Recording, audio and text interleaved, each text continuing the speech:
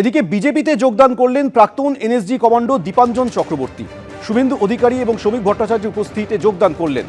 সারা জীবন রাষ্ট্রবাদী ছিলাম, আজও রাষ্ট্রবাদী দলে যোগ দিলাম, প্রতিক্রিয়া দীপাঞ্জন চক্রবর্তী। বিজেপিতে যোগদান প্রাক্তন এনএসজি কমান্ডো দীপাঞ্জন চক্রবর্তী। শুভেন্দু অধিকারী, শ্রমিক ভট্টাচার্য উপস্থিতিতে যোগদান হলো। সারা জীবন রাষ্ট্রবাদী ছিলাম, আজও রাষ্ট্রবাদী দলে যোগ দিলাম, প্রতিক্রিয়া দীপাঞ্জন চক্রবর্তী।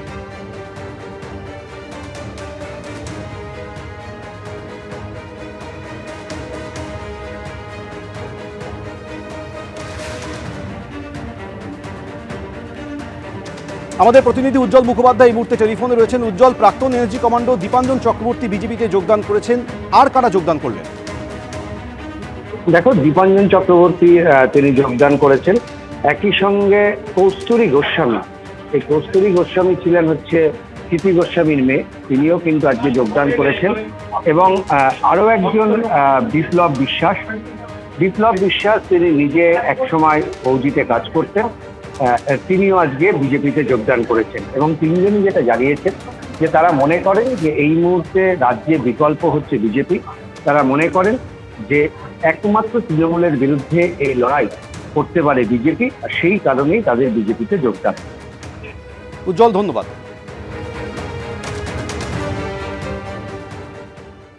সেম যে রাষ্ট্রবাদের দীক্ষা নিয়েছিলাম 1988 সালে, এটা 2026। তো আমার জন্য তো কোনো পার্থক্য নেই। আমি তো, আপনি বলতে পারেন যে নিজের ঘরেই আবার নিজের ঘরে রিনোভেট করে ঢুকলাম, কারণ এই রাষ্ট্রবাদেরই তো আমরা পুজো করেছি, এছাড়া তো আমাদের কাছে কিছু ছিল না। তো তার জন্যই বিজেপিতে আসা, কারণ আমি বিশ্বাস করি এবং বিজেপিও একই জিনিসে বিশ্বাস করে যে নেশন ফার্স্ট, বাকি সব চলতে থাকবে, কিন্তু রাষ্ট্রের স্বার্থের সঙ্গে কোনো রকম কম্প্রোমাইজ নেই। এটা বিজেপি বিশ্বাস করে, আমিও বিশ্বাস করি, তাই আজকে বিজেপিতে এসেছি। বিজেপিতে যোগ দিলেন প্রাক্তন এনএসজি কমান্ডো দীপাঞ্জন চক্রবর্তী। শ্রমিক ভট্টাচার্য, শুভেন্দু অধিকারীর উপস্থিতিতে বিজেপিতে এলেন প্রাক্তন এনএসজি কমান্ডো দীপাঞ্জন চক্রবর্তী। সারা জীবন রাষ্ট্রবাদী ছিলাম, আজও রাষ্ট্রবাদী দলে যোগ দিলাম, প্রতিক্রিয়া প্রাক্তন এনএসজি কমান্ডো দীপাঞ্জন চক্রবর্তী। বিজেপিতে যোগ দিয়েছেন ক্ষিতি গোস্বামীর মেয়ে কস্তুরী গোস্বামীও।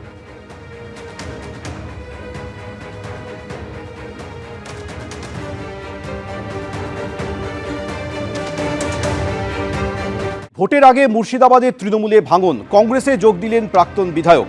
তৃণমূল ছেড়ে কংগ্রেসে যোগ দিলেন ভগবানগোলার প্রাক্তন বিধায়ক আবু সুফিয়ান সরকার। বহরমপুরে অধীর চৌধুরীর হাত ধরে ফিরলেন পুরনো দলে।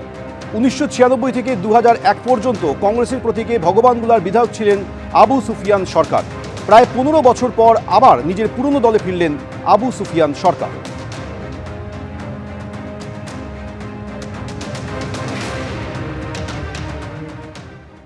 তৃণমূল দল আজ কোন জায়গায় পৌঁছেছে সেটা অনুধাবন করতে পারার পর আবার কিন্তু উল্টো স্রোত বইছে এই মুর্শিদাবাদ জেলা জুড়ে। নির্বাচনের আগে তাই আবু সুফিয়ান সাহেবকে তৃণমূল দল ছেড়ে কংগ্রেস দলে যোগদান করতে আমরা দেখছি। এটার মধ্যে দিয়ে বার্তা স্পষ্ট যে যারা একদিন কংগ্রেস ছেড়ে তৃণমূল দলে গেছিলেন, আজকে তাদের মোহভঙ্গ হচ্ছে। তারা বুঝতে পারছে করতে গেলাম এক, হলো আর এক। ভেবেছিলাম ভালো কাজ করব, কিন্তু ভালো কাজ করবার জন্য যে বাতাবরণ দরকার, যে ব্যবস্থা দরকার, যে পার্টি দরকার, তৃণমূল তা নয়। সম্পূর্ণ উল্টো তৃণমূল একটা চোরের দলে রূপান্তরিত হচ্ছে আজকে এই পশ্চিমবঙ্গে। তাই তাদের এই মোহভঙ্গের পরিণামে তারা আমাদের দলে যোগদান করছে, আমরা খুব খুশি হই। আরো একবার শোনাবো শুভেন্দু অধিকারী ঠিক কি অভিযোগ করেছেন।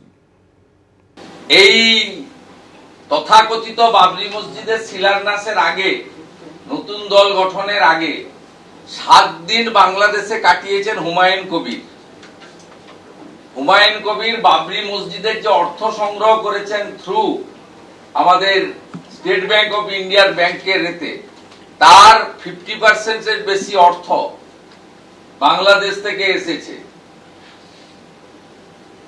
হুমায়ুন কবির তার বাবরি মসজিদ তৈরি করার আগে এবং তার যে দল গঠন করার আগে 7 দিন বাংলাদেশে থেকে এসেছেন। হুমায়ুন কবিরই বলতে পারবে।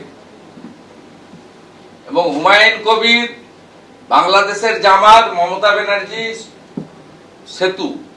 হুমায়ুন কবিরের প্রস্তাবিত বাবরি মসজিদ নিয়ে চাঞ্চল্যকর অভিযোগ করেছেন বিরোধী দলনেতা শুভেন্দু অধিকারী। এই মুহূর্তে আমাদের সঙ্গে রয়েছেন হুমায়ুন কবির।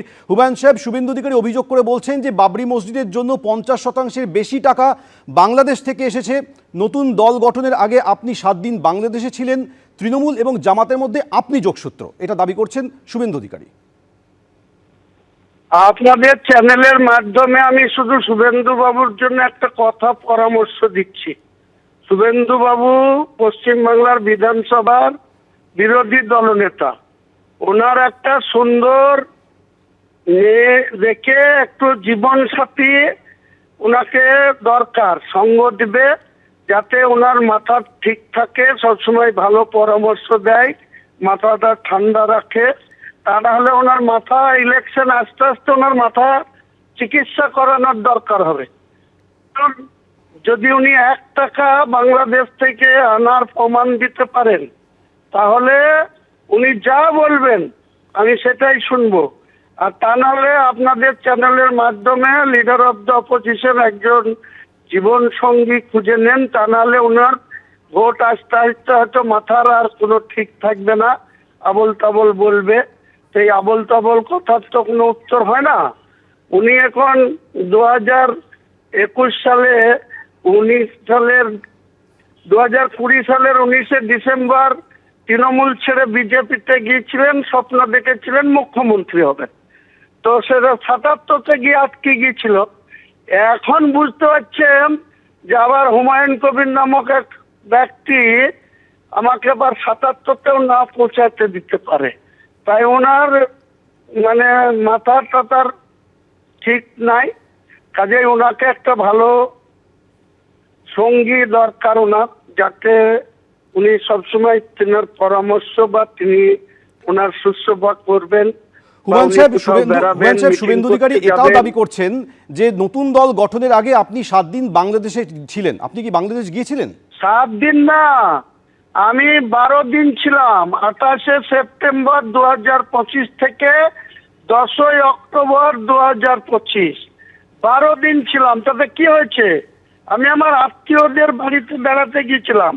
ওনাদের বিদেশ মন্ত্রক আছে, ওনাদের ভারতবর্ষের ইন্টেলিজেন্সি ডিপার্টমেন্ট আছে, ওনাদের আইবি আছে, ওনাদের সিবিআই আছে, ওনাদের ইডি আছে। তদন্ত করান না, আমার বিরুদ্ধে তদন্ত করান, করে যদি কিছু প্রমাণ করতে পারে তাহলে এর ওর ঘরে ইডি পাঠাচ্ছে, সিবিআই পাঠাচ্ছে, তো আমার বাড়িতেও পাঠাবেন, দিয়ে খুঁজে দেখে নেবেন যে কোথাও কিছু পাওয়া যায় কিনা। ওখানে ঢাকাতে যে 12 দিন ছিলাম, কার কার বাড়ি গিয়েছিলাম, ওনাদের জয়শঙ্কর বাবু যদি মনে করে, বিদেশ সচিব যদি মনে করে বাংলাদেশের বর্তমান যে সরকার শপথ নিল, এই সরকারের সঙ্গে যোগাযোগ করে আমার বিরুদ্ধে 28শে সেপ্টেম্বর বিকেল 5টায় আমি ঢাকা বিমানবন্দরে নেমেছিলাম।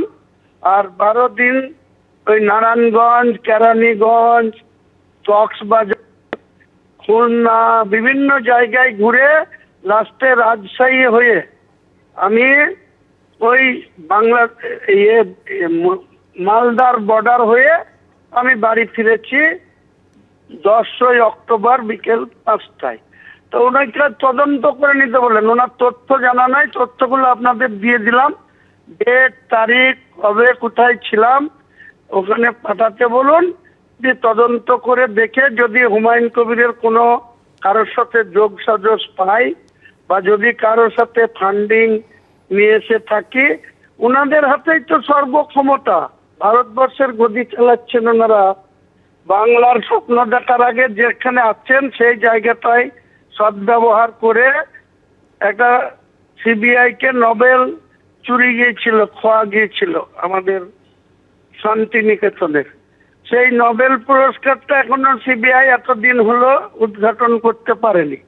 আর যে সমস্ত তদন্তে আছে, কাউকে তিহার জেলে পাঠিয়ে, কাউকে ভুবনেশ্বর জেলে পাঠিয়ে, কাউকে ওই আরো কলকাতার প্রেসিডেন্সি জেলে পাঠিয়ে, তারপরে তো আজ পর্যন্ত তাদের কি হলো, কি তদন্ত হলো বাংলার মানুষ সেটাও জানতে চাইবে।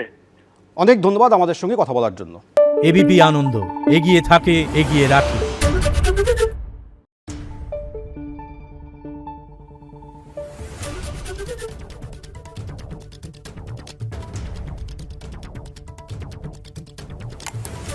Thank you.